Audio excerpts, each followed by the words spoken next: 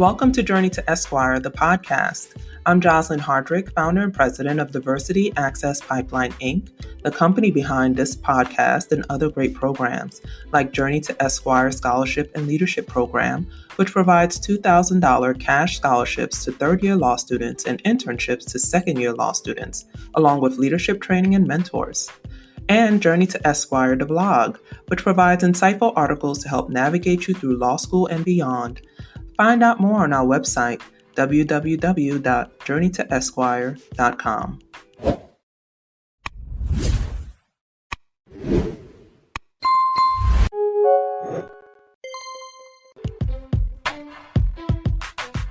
Hi, it's Jocelyn Hardrick, founder and executive director of Diversity Access Pipeline, Inc., the nonprofit behind this podcast and Journey to Esquire Scholarship and Leadership Program, and Journey to Esquire, the blog. I'm really excited today. We're passing the mic to Dee Jones, JD, PhD.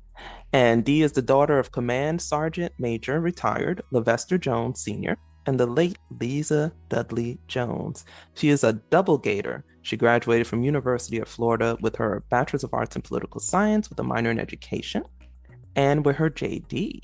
And she was in the Council for Legal Education Opportunity as a fellow, and so was I. So that's great. We can talk about that experience a little bit. And she's been practicing for 28 years doing both civil and criminal law. What's really interesting is she was a lawyer. She was doing civil law with insurance defense. And then she decided, hey, I'm going to get my PhD in higher education leadership in 2013. And then she worked for University of South Florida College of Medicine as an assistant professor, co-director of the Law and Medicine Scholarly Concentration, and co-director of the coaching program. And then she decided she, missed the law, came back, became a prosecutor for 4 years. So she has civil and criminal experience. And now she is back in the civil arena, working for Allstate Insurance Company, and serves as a quasi-judicial role as a hearing officer for Hillsborough County. And in her spare time, which I don't know where she has it, but she finds it somewhere. She enjoyed spending time with her daughters, who are both in law school. Welcome, Dee. Thank you, Jocelyn, for having me. I appreciate you having me here. Yeah, thank you for accepting our invitations. We know each other through the George Edgecombe Bar Association. I'm a longtime member. I love JIBA. And so we met at some meeting. We've seen each other a few times. And I said, you got to be on the podcast because I'd love to hear more about your story.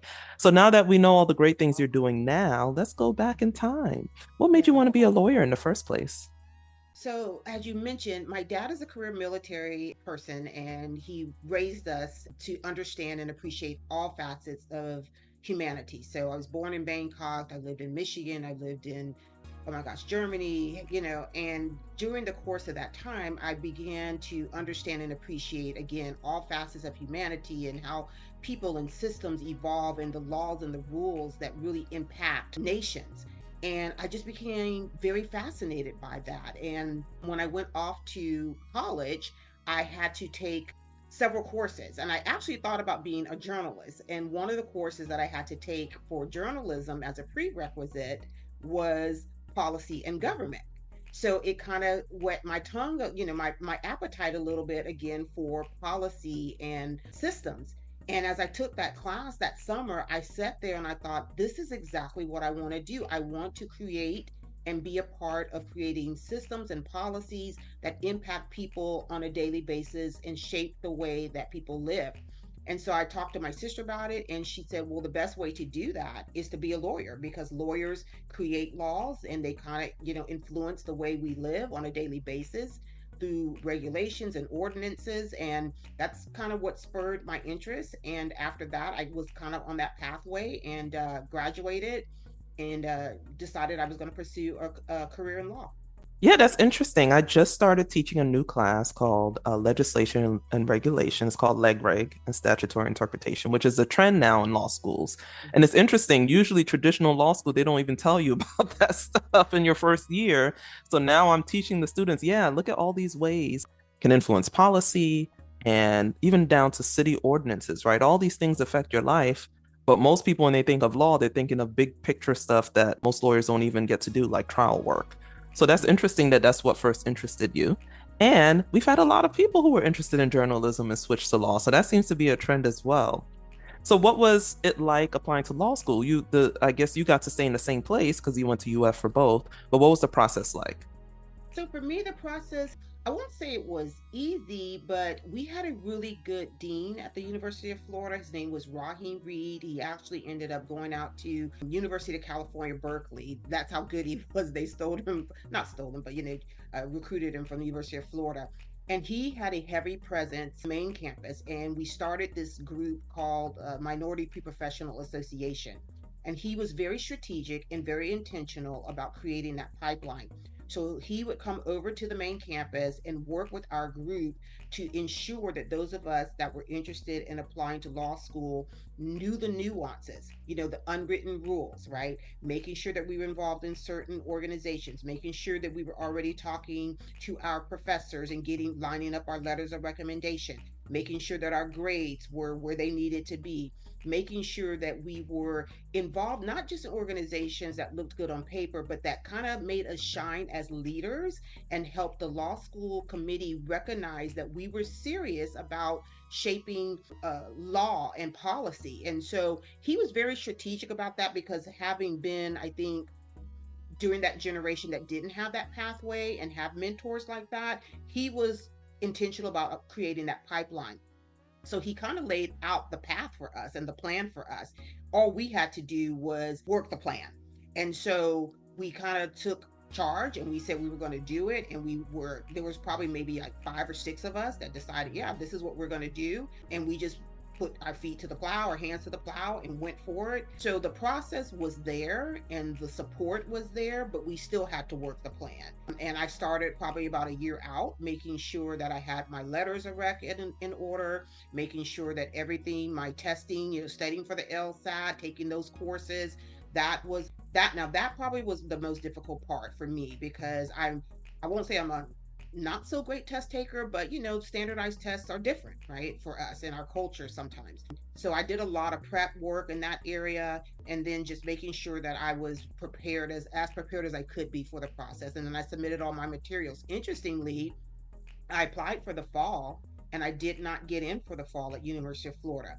But Dean Reed once again was looking out for me. He says, "Don't worry about it because I want you to go ahead and reapply for the spring, and you're going to apply for the Council on Legal Education Fellow program." And he said, "And if you do that, you can still get into the spring and you'll also get a fellowship." And so he was strategic once again about helping me apply for the spring class and then also not guaranteeing, but putting his weight behind helping me get that fellowship. So in the end, it worked out for me. I started, 5 months later. Some people started in the fall. I started in January, but then I had money to go to school as well.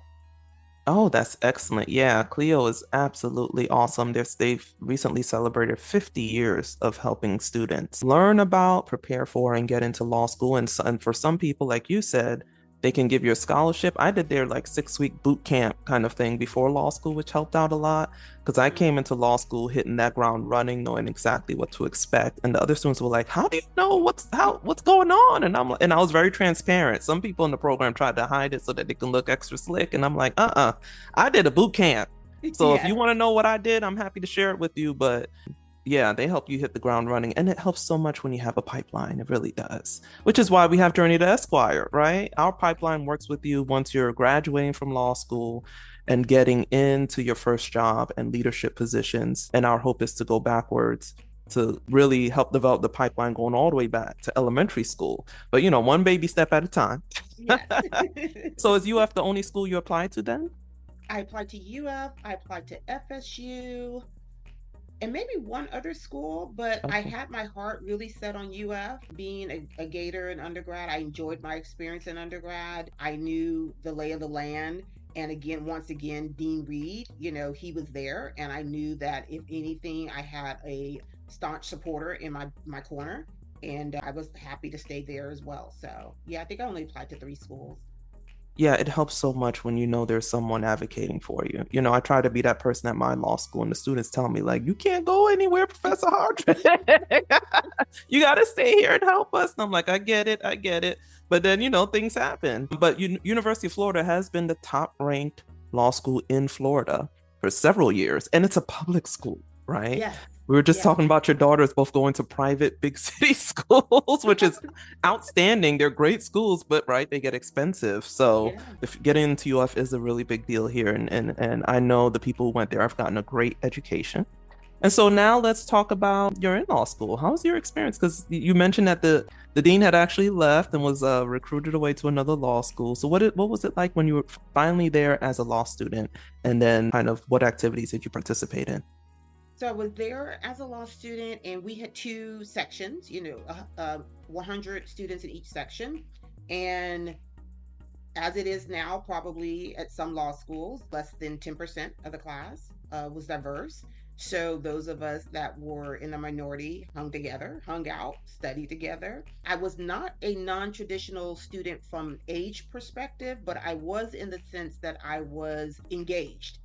And so my fiance at the time was traveling back and forth between Tampa and Gainesville. So I wasn't doing some of the things that some of the other students were doing, studying, but yet on the weekends still hanging out and had that undergrad mindset. I was very intentional and serious about my work and my school and my grades.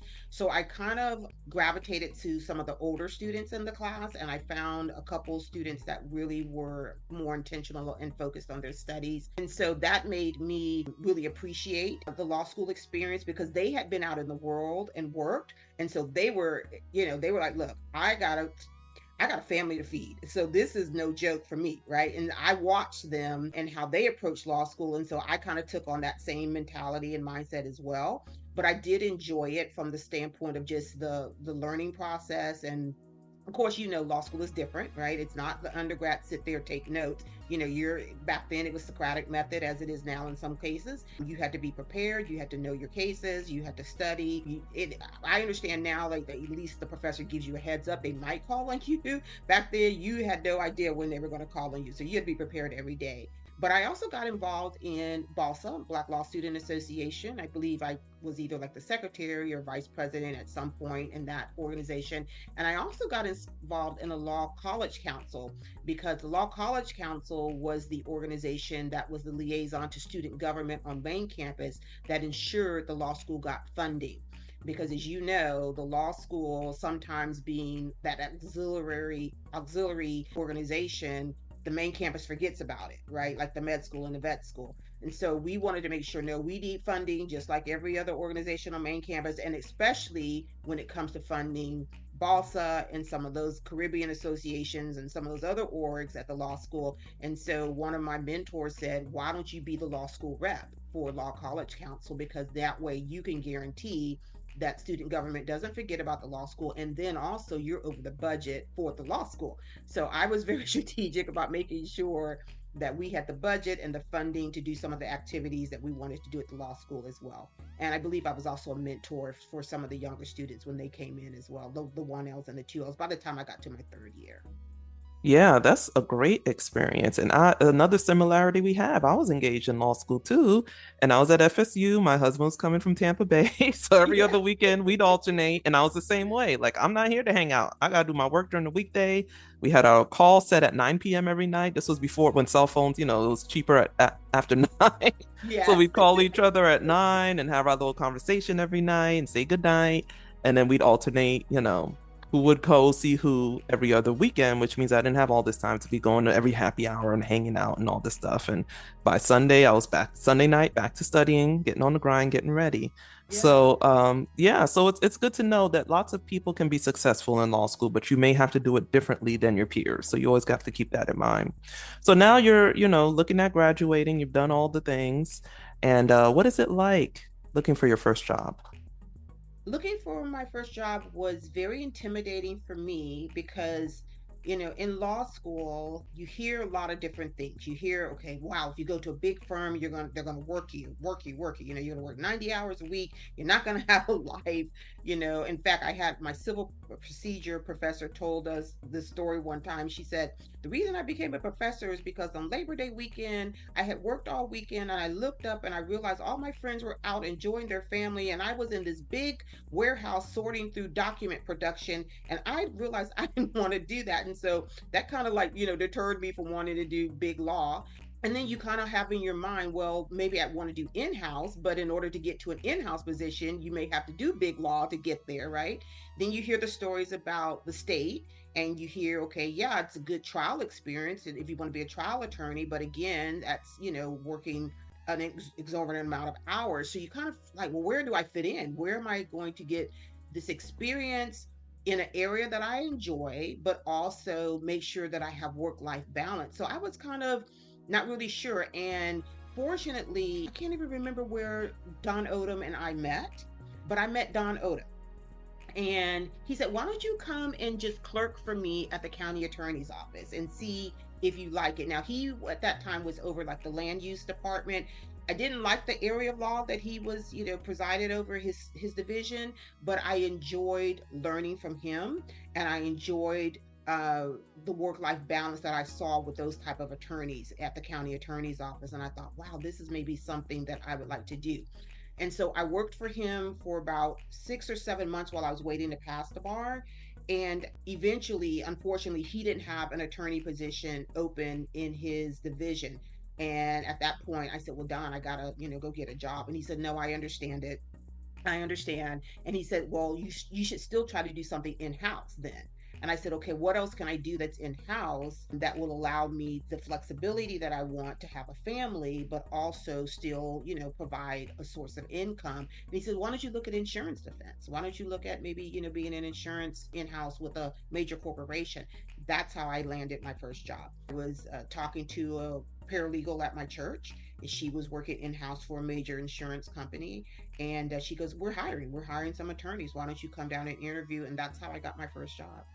Oh, wow. Yeah. And we love Don Odom. So I'll link his podcast interview in your show notes because he is a part of our oral history project, Oh, where wow. we go through, it's an oral history of pioneering attorneys, African American attorneys in the Tampa Bay area. So we'll make sure to link that because he has some great stories. And he was with the Hillsborough County's attorney's office for a long time.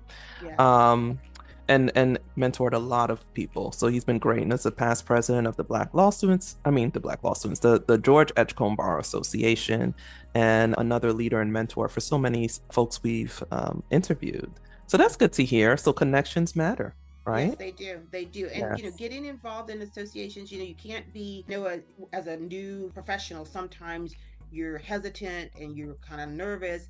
But one of the best things you could do is get involved, like you said, in associations. Go to those membership lunches. When you get there, walk around, introduce yourself. Hey, hi, my name is Dionne or Dee, whatever. I'm a new law student, or I'm a new professional in the Tampa Bay area. I would love to have lunch with you. I heard that you are, a pillar in the community. I would love to glean from your wisdom. I would love if you would mentor me.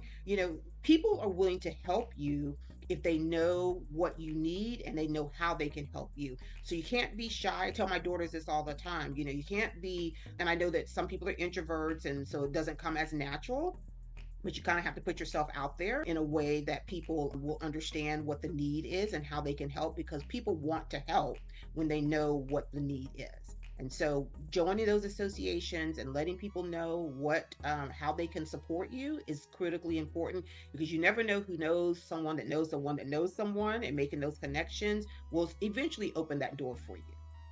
Yeah, and then I was gonna ask you what advice you have. That sounds like great advice, right? And a mentor of mine at my firm told me, listen, you need to join JIBA because you're just burying your head in the sand right now doing all this work and you're gonna end up miserable. You need to connect with other lawyers who are like-minded, who have similar backgrounds. And she was right. It just opened up a whole new door and made it so much more enjoyable to me because you've done litigation. You go to court all the time. People are yelling at you. Everyone's mad at you. Everything's adversarial. And I'm like, I didn't even do anything wrong. And then you go to like an association meeting. It's all love. It's everybody just happy to see one another and take a break and fellowship and break bread together and all that good stuff. So, what other associations are you involved in Tampa? So in Tampa, I am well, as you mentioned, JIBA, George Edgecombe Bar Association. I'm actually the vice president of JIBA. In the community, I am the president of the board of trustees for 8 Brown Ministries. For those that don't know what 8 Brown Ministries or what the mission is, it's helping restore the rights, not necessarily the rights, I should say helping returning citizens kind of reintegrate back into society. And so our mission is to help them become productive citizens through the compassionate faith and hope and love of their Lord and Savior, and whatever that is for them, their religion, their faith. In addition, I am a 32-year member of Alpha Kappa Alpha Sorority Incorporated, where I am the leadership development chair there as well. I'm also involved in the Kiwanis International Society, where I serve on the scholarship committee. And then I also am kind of like the liaison between the undergraduate committee that they have. It's called CKI. So we support the younger, I guess you would say, youth committee on the University of South Florida's campus, which is like the baby Kiwanis Club at the University of South Florida. So those are three or four of the organizations that I'm primarily active in. I've been involved in the National Black Prosecutors Association as well. So the vice president of that for a couple years. In my past experience, I was a co-chair of diversity committee for Hillsborough Association of Women Lawyers.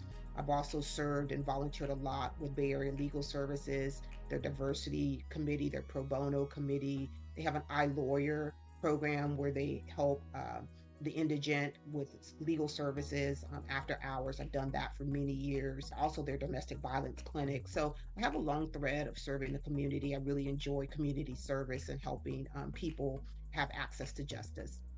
Yeah, and you're checking a lot of the same boxes I check. So I'm like, how did we not run into each other more? But I it's don't probably know. different time periods because I used to Yes. do Bay Area, their forms clinic, Mm-hmm. and I'm very passionate about returning citizens and rights restoration. So I've worked with a group to help with that. And you're talking about the other stuff, the wraparound services, right? Because there's so many services that folks need when they're returning. And they Mm-hmm. need, our society isn't really set up for them to become productive and stay away from the behavior and the environments that led them there in the first place. So, really speaks to my heart. So, that's great. So, of course, we're a diversity, equity, inclusion program and podcast. We always want to touch on that. What's on your mind about diversity right now, particularly in Florida legal community? So in the legal community, one of the things, just Jocelyn, that I'm thinking about and is heavy on my heart is the bench. My next step in my legal career is to run for judicial office, and I will be a candidate for judicial office next year. So I'll be on the ballot in 2024 as a judicial candidate. And part of the reason that I am pursuing judicial office is because I believe in diversity on the bench. We've had a lot of students who say they want to be a judge, but they almost whisper it, right? Because they don't even know, they just know it's a big deal, but they don't know the steps. And I'm like, you can take baby steps. Can you walk us through some of those baby steps of how to become a judge? Sure. So in Florida, you have two pathways that you can choose to become a judge. The first is the appointment process. And I did apply to be on the bench. You have an application that you complete. There is a judicial nominating commission that reviews your application. And then there's an interview process that you go through. And then of all the applicants that submit, they send up 6 names to the governor to consider. And then the governor chooses the person that he wants to appoint. The first time that I applied, I don't believe I received an interview. It was a very competitive class that time. I want to say there were probably over 20 people that applied. The second time that I applied, I did receive an interview. My name did not advance to the governor for the selection process. Simultaneously, though, I have been preparing to also run. The second way that you can become a judge is to, get your name on the ballot and actually run a campaign and run for election. It takes about a good 3 to 4 years to actually prepare to run for a judicial seat. And I say that for several reasons. One, because you want the community who is voting on you to know you, right? When they go to that ballot and they look at your name, they want to associate your name with, wow, she's involved in this in the community, she does this, we know her from this perspective. You don't want it the first time they see your name to say, well, who is this Dee Jones? Why is she? I don't know who she is, right? You want them to understand and be able to connect you with your community involvement, and not just because you're doing it to be on the ballot, but because you really have a heart for serving and being a public servant, because that's what a judge is. A judge is a public servant. It's a privilege and it's an honor to sit on that bench. And again, to understand the issues that come before you, because you're the one that is administering justice on behalf of these complex problems that come before you. In addition to that, you want people to understand and appreciate who you are as a qualifying jurist. So, she's tried cases, she's, been in jury trials, and she's arbitrated, or she's been a mediator, those type of things as well. That takes time. If you've not been preparing your profile in a way that elevates you to that status, it takes time to do those things. You can't just one day wake up and decide I'm gonna, run for judge. So it takes about a good 2 to 3 years to do that. And I would even recommend sometimes even working on someone's campaign before, so that you can see how to person runs the campaign, and because there's another aspect to it from a business standpoint as well. And so that's another way that you can become a judge. So through the appointment process is one, or two, again, to run a full-fledged campaign and be on the ballot. Yeah, and I would say they're both really campaigns, aren't they? Yes, yes, they Because the are. members, instead of the public who's electing you for the appointment process, it's the members of the JNC and the governor's office, right? There's a lot of peoples who are influencing that process. So it's really important that you're leveraging your connections and network to campaign on your behalf to those members of the JNC. And again, this sounds overwhelming, but baby steps, right? There's consultants who can help with this. Mhm. You have years of building up your resume, your experience, but also raising the money, because this can get expensive depending on how big your jurisdiction is, and getting all your ducks in a row in the application, because there's a lot of information. But if you know you want to be a judge, I'm talking to our listeners, there's just nowhere to start. The first place to start is make sure you're getting into positions that are giving you litigation experience, because all judges are doing some form of litigation. And then make sure you're keeping track of all the stuff you do, because the application is going to ask you about all of that. So just have a running like Google Doc of everything I do, every award I get, every presentation, every paper I have a link or saved.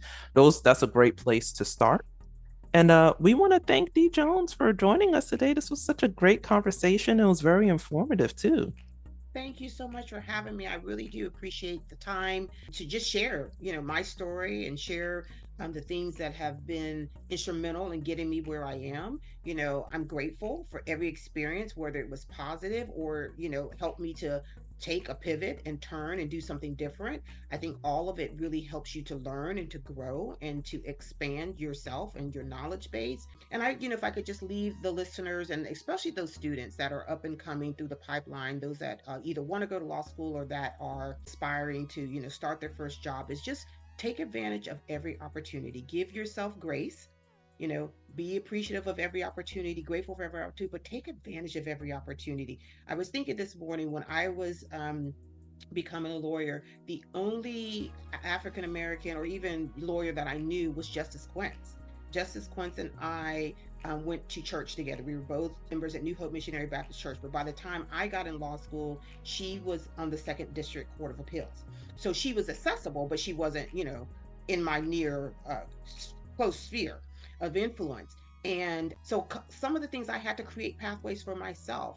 But now this generation that's coming through, we are, we're almost everywhere. And so there's no reason why a lawyer or law student should have to struggle to create and to be in the space that they want to be in. You just have to make yourself known, make your desires known, and take advantage of the people that you know, the network that you have, and again, be ready, be prepared. Have the opportunity. When you have the opportunity, make sure that you're ready for the opportunity, but take advantage of the opportunity as well. Yeah, that's great advice. And Justice Quince is in our oral history, so we'll link her story in the show notes as well, because she just joined us this year and kind of helped us revamp that oral history project. Okay, well, we'll see you guys next time. Thank you for joining us on Journey to Esquire, the podcast.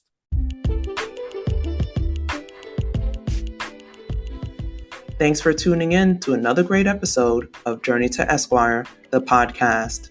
Support, share, subscribe. And for more, visit www.journeytoesquire.com.